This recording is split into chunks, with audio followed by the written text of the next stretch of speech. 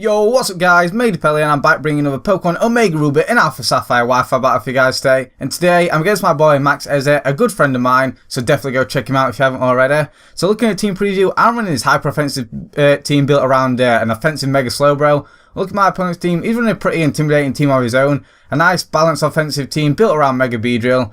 And in terms of threats, Mega Beedrill is definitely the biggest threat on my opponent's team, as it has a lot of fun against my team, as thankfully, I do have a priority in the form of Ice Shot on my Mamoswine and Sucker Punch on my Bishop. And my Mega Slowbro, despite being offensive, can live any one hit, so I do need to play around his Mega Beedrill. So with that being said, let's get straight on into the battle, shall we?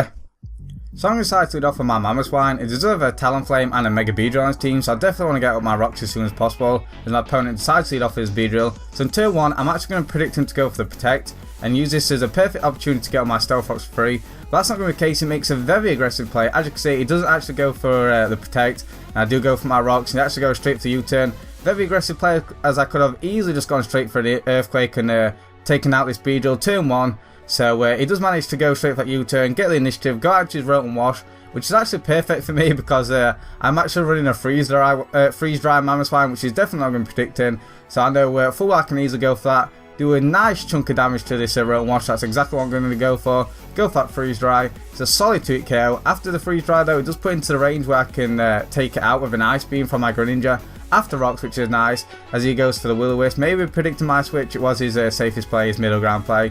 So that's a nice play on his part. Now, expecting not want to take a secondary Freeze Dry and lose his Rotom Wash this early, I'm actually going to predict him to go out into his Mew, potentially try and defog off. So I'm actually going to pull a double, go out into my Greninja rather than my Bishop, because I'm not too sure what kind of a Mew set he's running as of yet. So I do pull a double into my Greninja, as he does actually go out into his Mew, which is nice.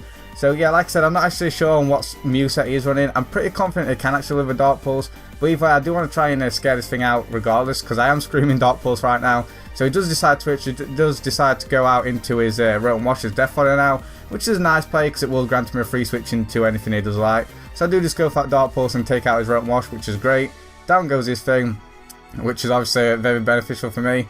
So now I believe he's going to go out into his Mega Beedrill here, yeah, just to easily be able to revenge kill me, pick me off.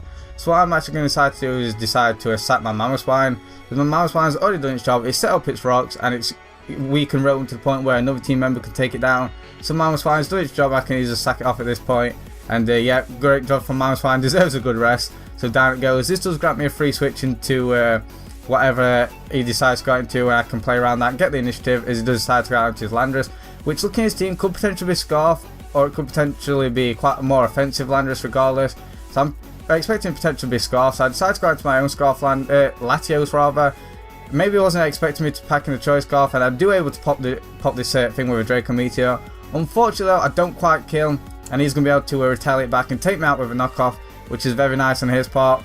But I can just go into my Bishop now. It really has no switching to my Bishop. I can easily just go for a Sucker Punch and pick off his Landorus, which is great. And down goes his Landorus, which is nice for me. And I believe he's going to go out into his Mew right now. I'm actually running an Adamant Life Orb variant of Bishop. So if he's actually running the Stormbreaker Mew set, then I believe they run 152 speed EVs. It will be able to outspeed me because I'm running Adamant. And I don't want my Bishop to be potentially crippled by Will-O-Wisp. So I'm going to make the switch, go out into my Greninja now, predicting that Willow. That's exactly what he goes for, which is fine, although the residual damage from the burn and the Life Orb will start to rack up on my Greninja. I can just go for a Dark Pulse right now. I do want to get as much damage off on this Mew as I possibly can. As like I said previously, I'm pretty sure I can live a Life Orb Dark Pulse, and he does, which is nice for him, and he's going to be able to defog, which is crucial, as he does have a Talonflame and of course Mega Beedrill on his team, like I've mentioned previously. So it's a solid 2-hit KO, and here it makes what I thought at the time was actually going to be a little bit of a questionable play. As you are going to see, he does in fact decide to switch, preserve his Mew for later, which I thought he just foddered this thing off, and actually decides to go out into his Gengar, and you will see that he's in fact running a Sash variant, and I thought he could have made more use of his Focus Sash after defogging off the rocks, defogging the rocks away, and he could have made more use and got better use of this Gengar, but looking back at his Mew is in fact quite threatening to my team, particularly as I'm pretty sure it's the Stormbreaker Mew variant. So I'm able to take it out now with a secondary Dark Pulse, which is great. The Life Orb and burn damage is starting to rack up on my Greninja now, and he's going to go out into his Beedrill once again, getting a free switch into this huge threat, which can easily just pick me off yet again with U-turn. So I'm going to decide to sack my Greninja, as I don't see any point in preserving my Greninja right now, and able to take him out with a U-turn, and I believe he's going to go out into his Mew again now. And here, what I'm actually going to do is I'm actually going to decide to go out to my choice banded Heracross, as I'm actually running Jolly over Adamant. Had I been running Adamant, I believe he would have been able to outspeed me if he is running the 152 speed EVs. But nonetheless, I am running Jolly, so I'm confident I can outspeed. Go straight for that Mega Horn, thankfully I land it, and down goes his Mew. He's down to his last two now, his Talonflame and his Beedrill, and I'm in a pretty decent position. And I just need to get my Slowbro in, my Mega Slowbro in versus his Talonflame, and I pretty much win the game. So I'm just going to go ahead and sack my Heracross right now to what is actually a live 4 Brave Bird. If this thing was SD, it could have potentially been scary, but I needed to get damage off onto it to the point where I could easily take it out with my Slowbro after the recon and stuff. So I'm going to add to my Mega Slowbro now, and I'm actually running an offensive Mega Slowbro like I previously mentioned. And here it looks like he chokes, looks like he makes a little bit of a misplay. Had he stayed in with his Talonflame, just gone straight for that Brave Bird, I could have easily hit it up and take it out. But after the Brave Bird, I'm pretty sure it would have put into the range where his Mega Beedrill would have taken out my Mega Slowbro. Because I'm an offensive, not a defensive variant, I'm running absolutely no bulk.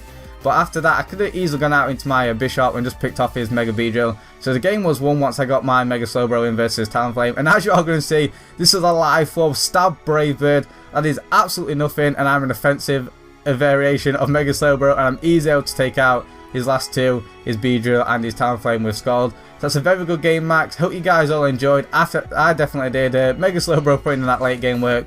So if you did enjoy, be sure to smash that like button, leave a comment down below, and of course subscribe for more. Thank you guys so much for watching, and I'll see you guys next time.